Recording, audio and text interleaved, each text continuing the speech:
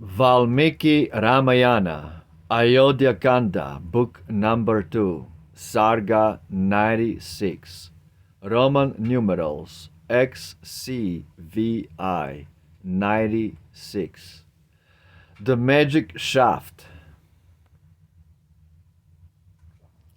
Thus Rama showed to Janak's child the varied beauties of the wild, the hill, the brook, and each fair spot, then turned to seek their leafy cot.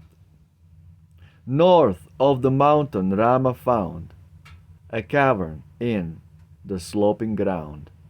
Charming to view, its floor was strewn with many a mass of ore and stone. In secret shadow, far retired, where gay birds sang, with joy inspired, and trees their graceful branches swayed, with loads of blossom downward weighed.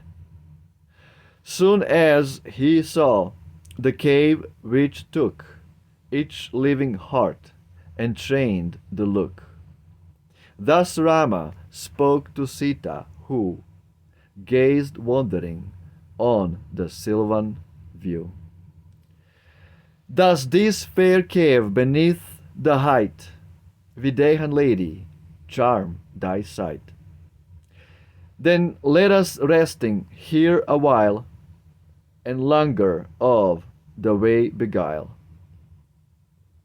That block of stone, so smooth and square, was set for thee to rest on there. And like a thriving kesar tree, this flowery shrub o'ershadows thee. Thus Rama spoke, and Janak's child, by nature ever soft and mild, in tender words which love betrayed, her answer to the hero made. O pride of Raghu's children still, my pleasure is to do thy will. Enough for me thy wish to know. Far hast thou wandered to and fro. Thus Sita spake in gentle tone, and went obedient to the stone. Of perfect face and faultless limb, prepared to rest a while with him. And Rama, as she thus replied, turned to his spouse again and cried, Thou seest, love, this flowery shade, for sylvan creatures pleasure made. How the gum streams from trees and plants, torn by the tusks of elephants. Through all the forest, clear and high, resounds the shrill cicada cry. Cicada cry. Hark, how the kite above us moans, and calls her young in piteous tones. So may my helpless mother be still mourning in her home for me. There, mounted on that lofty saul, and loud Bringraj repeats his call. How sweetly now he tunes his throat, responsive to the coil's note. Or else the bird that now has sung may be himself the coil's young. Linked with such winning sweetness are the notes he pours irregular. See, round the blooming mango clings that creeper with her tender rings. So in thy love, when none is near, thine arms are thrown around me, my dear. Thus in his joy he cried, and she, sweet speaker, on her lover's knee, of faultless limb and perfect face, grew closer to her lord's embrace, reclining in her husband's arms, a goddess in her wealth of charms. She filled his loving breast anew with mighty joy that thrilled him through. His finger on the rock he laid, which veins of sanguine, sanguine, sanguine, which veins of sanguine ore displayed, and painted o'er his darling's eyes the holy sign in mineral dyes. Bright on her brow the metal lay, like the young sun's first gleaming ray, and showed her in her beauty fair as the soft light of morning's air. Then from the Keshar's laden tree he picked fair blossoms in his glee, and as he decked each lovely tress, his heart o'erflowed with happiness. So resting on that rocky seat, a while they spent in pastime sweet. Then onward neath the shady boughs went Rama with his mighty spouse. She roaming in the forest shade, where every kind of creature strayed, observed a monkey wandering near, and clung to Rama's arm in fear. The hero Rama fondly laced his mighty arms around her waist, consoled his beauty in her dread, and scared the monkey till he fled. That holy mark of sanguine ore that gleamed on Sita's brow before, shone by that close embrace impressed upon the hero's ample chest. Then Sita, when the beast who led the monkey troop afar had fled, laughed loudly in light-hearted glee, that mark on Rama's chest to see. A clump of bright ashokas fired the forest in their bloom attired. The restless blossoms as they gleamed, a host of threatening monkeys seemed. Then Sita thus to Rama cried, as longingly the flowers she eyed. Pride of thy race, now let us go, where those Ashoka blossoms grow. He on his darling's pleasure bent, with his fair goddess thither went, and roamed delighted through the wood, where blossoming Ashokas stood. And Shiva with, as Shiva with Queen Uma roves through Himavan's majestic groves. Bright with purple real glow the pair of happy lovers sported there, and each upon the other set a flower in woven coronet. There many a crown and chain they wove, and blooms from that Ashoka grove. And in their graceful sport the two, fresh beauty o'er the mountain threw. The lover let his love survey each pleasant spot that round them lay. Then turned they to their green retreat, where all was garnished gay and neat.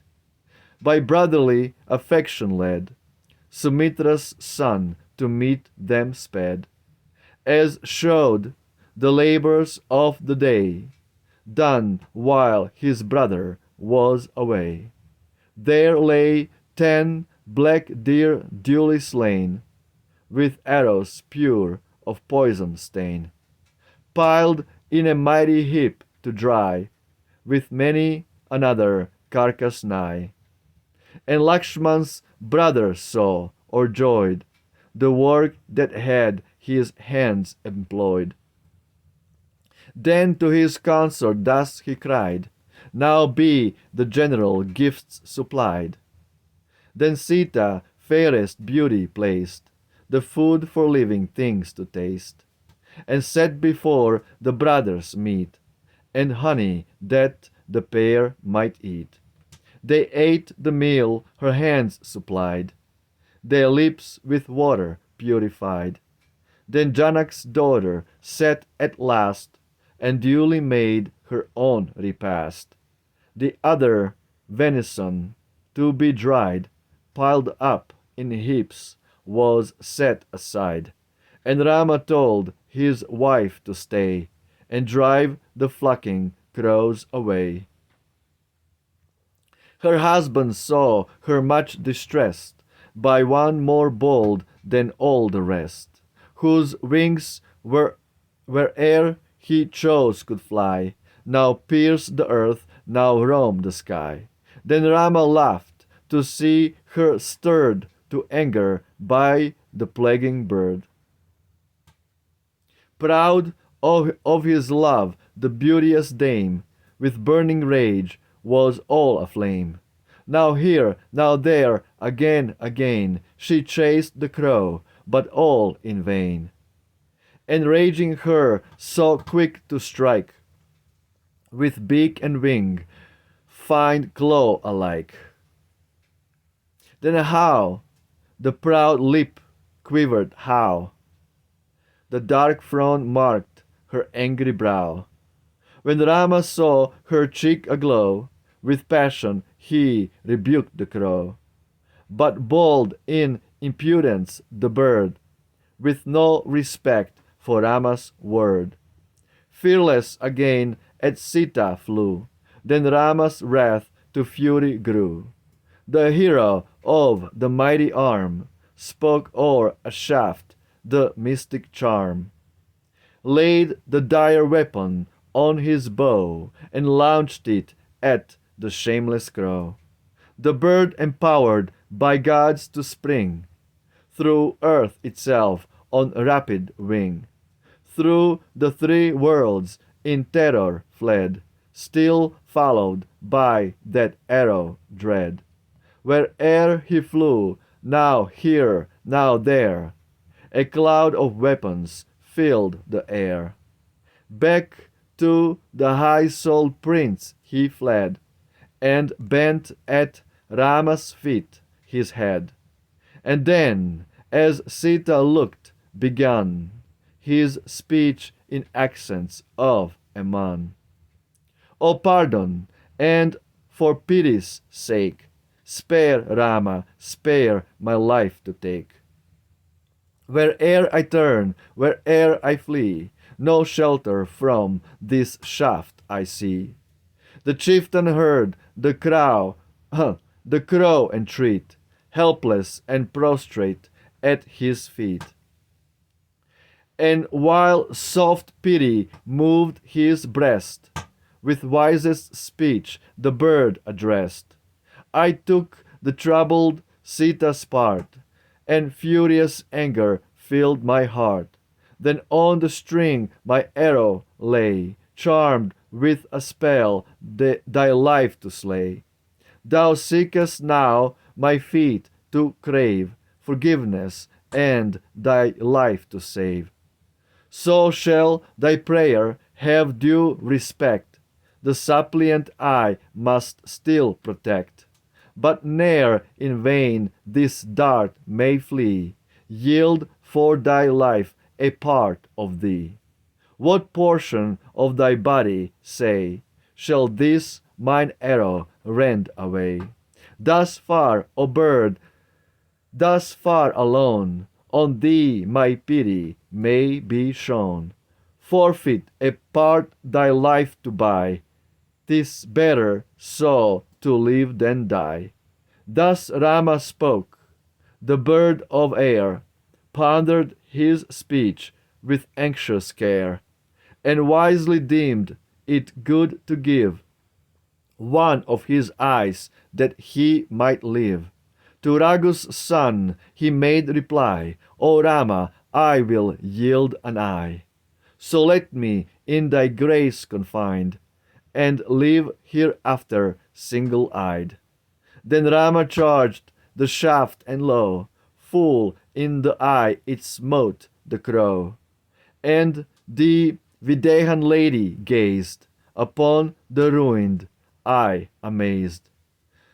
The crow to Rama humbly bent, then where his fancy led he went. Rama with Lakshman by his side, with needful work was occupied.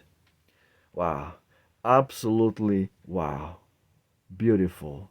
Absolutely beautiful. Footnotes 2041b. This canto is allowed is allowed, let's see, by Indian commentators to be an interpolation. It cannot be the work of Valmiki. Sure. 2041. A fine bird with a strong sweet note and great imitative powers. Okay, listen, Ralph Griffith. Uh, that's the nature. That's the nature of jealousy. When somebody sees such a beautiful description of God's pastimes, he naturally becomes jealous of God. All this beautiful scenery, forests, mountains, rivers, brooks, rivulets, beautiful animals, birds, exotic birds, singing sweetly, beautiful, beautiful flowers, everything full of blossom, fruit, honey. Everything is so beautiful. And there you have a picture of beautiful form of God, Rama, and his eternal goddess, Mother Sita. Those forms are so beautiful, so beautiful. That's why their glories have been sung for millennia, for millennia. Okay, and if you say that this is an interpolation, okay, that it's not a work, the real work of Valmiki, then why don't we say this? That in every story like this, there is many grains of truth. How about that? Okay. Rather than insinuating that the whole thing is interpolation, why don't we say that there are so many truths in these descriptions, so many grains of truths in these descriptions, that just enjoy reading about how God spends his time. Simple. Just enjoy reading about God himself and what he does when he comes to this earth. Beautiful, absolutely beautiful pastime. Absolutely. But some Indian commentators, that this chapter is interpolation. Come on, give me a break. There are so many grains of truth in this chapter. How about that? Okay, rather than throwing baby with the bathwater, we keep the baby. We throw the bathwater. How about that? You want to just throw everything out because you're jealous of God. When you see these beautiful exchanges between Rama and Sita, how a crow was giving trouble to Sita, and Rama laughed to see her stirred to anger.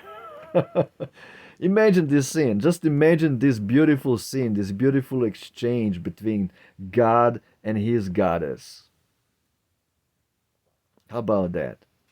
God is not alone. We don't worship alone God, invisible sky daddy, who is bored to death, and his only business is to talk in ominous voices and throw plagues on people. and he only loves one particular people, and the others he just he nukes everybody else. He destroys Sodom and Gomorrah, everybody else. He just likes one particular people because everybody else is not God chosen. All this Abrahamic BS.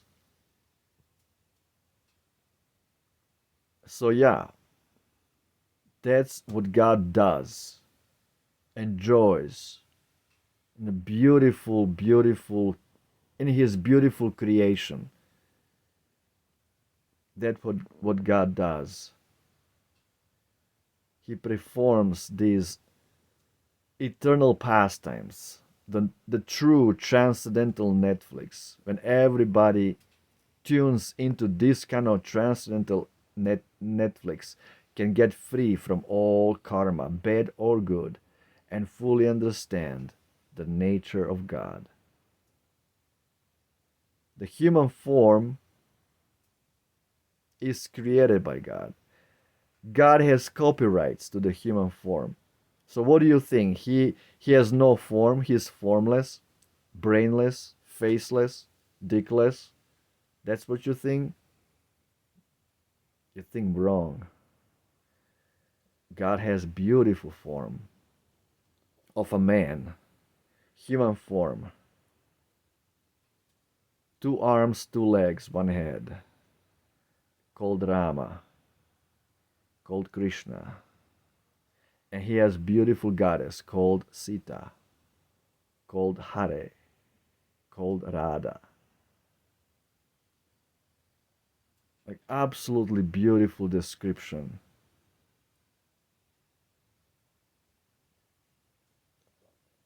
All these trees, all these caves.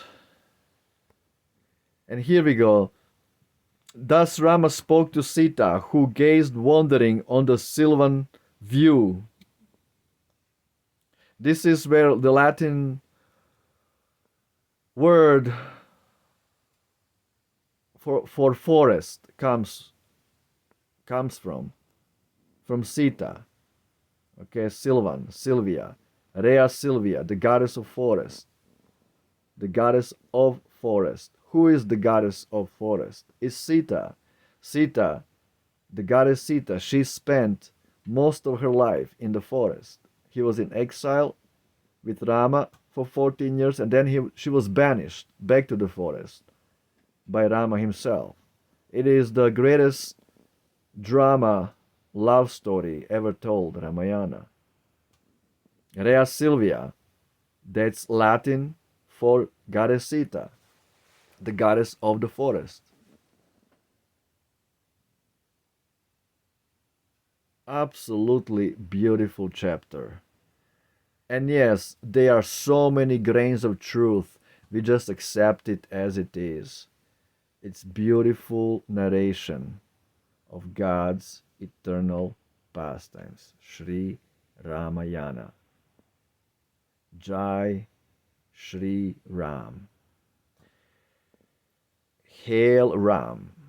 Roma Victa. Eternal victory to Ram. Rama. Ciao.